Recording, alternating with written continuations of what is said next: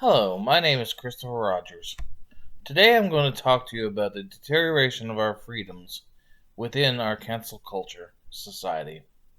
As a veteran, the rights we have as Americans are what I have served to defend, but our system is under attack. This speech is not designed to be involved in the arguments that assign blame or even the validity of the argument. Rather, its purpose is to make others aware that, depending on what you believe, can determine which rights you can use. Congress shall make no law respecting an establishment of religion or prohibiting the free exercise thereof. The U.S. Constitution, Amendment 1. The right of freedom of religion has taken on a sheen today as a freedom from religion. It was Thomas Jefferson who had first stated that a wall of separation was needed between church and state. This was predicated on the idea to prevent government from intruding on the fundamentals of the church. But as time has went on, these fundamentals upon which the country was built have been attacked and eroded.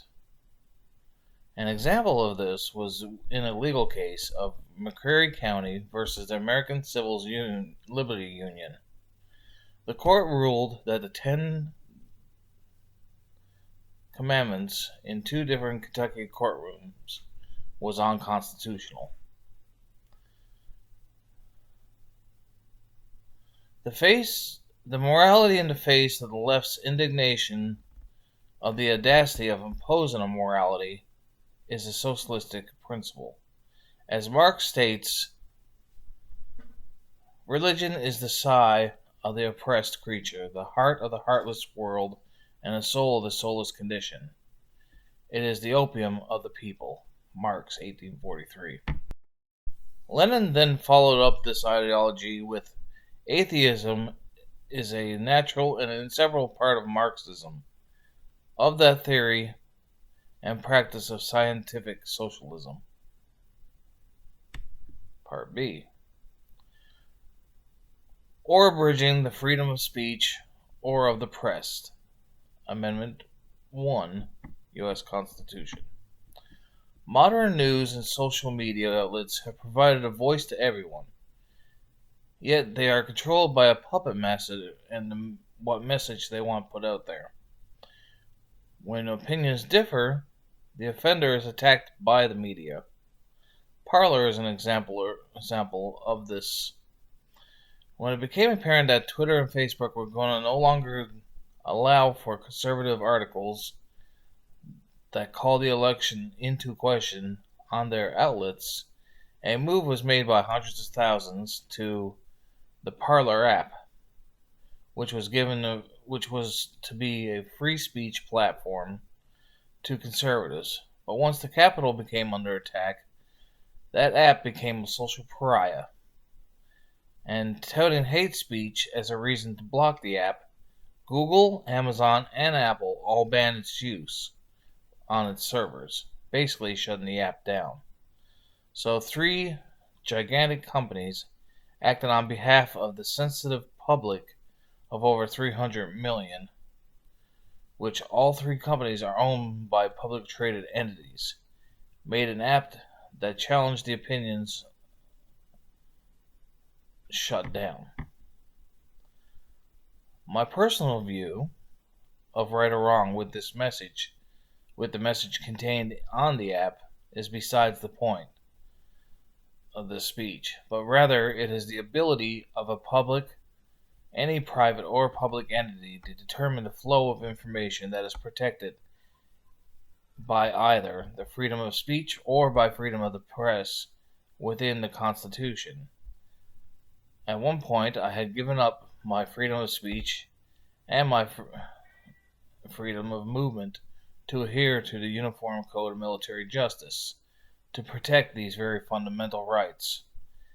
And I'll be damned if I have anyone that have the right to abridge what I read, what I say, or what I am allowed to see.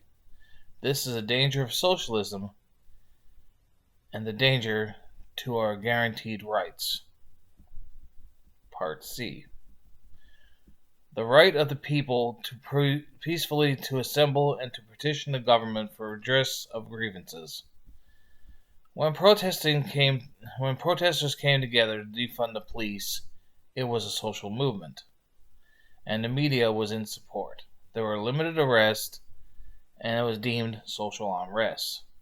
When the conservatives came out to support Trump prior to the violence, they were deemed a radical alt-right hate group and were called in the media domestic terrorists.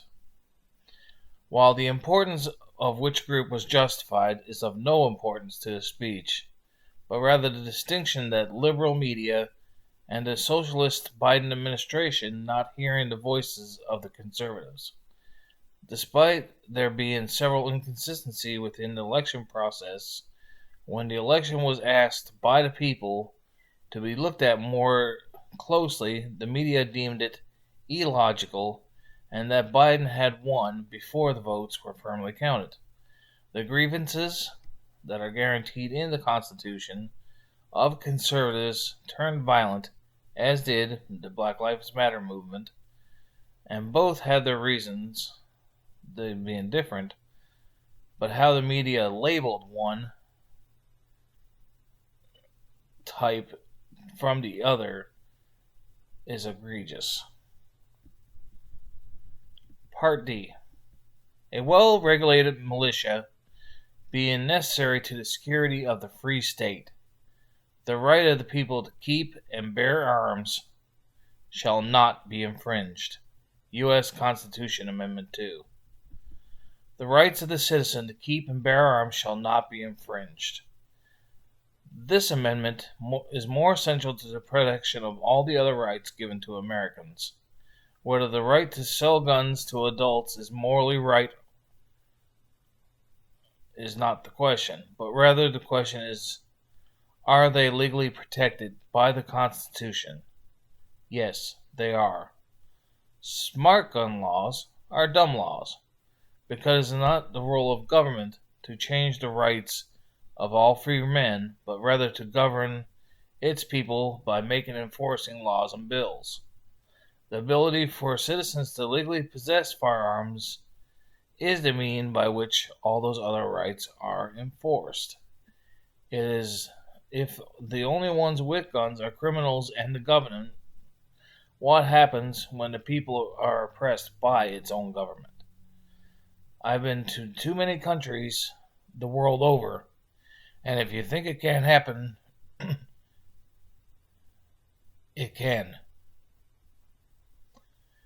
In conclusion, thank you for listening to my speech. My intent was not to offend, but if I did recognize this, I'm legally allowed to do so, as you are legally able to defend yourself. The ability to have that right guaranteed is the point. We should not and cannot allow anyone to upstart our rights for the sake of being politically correct, because once we lose our rights to be politically incorrect, we have lost our rights as a sovereign people that are self-determined rather than a nation of sheep. Thank you.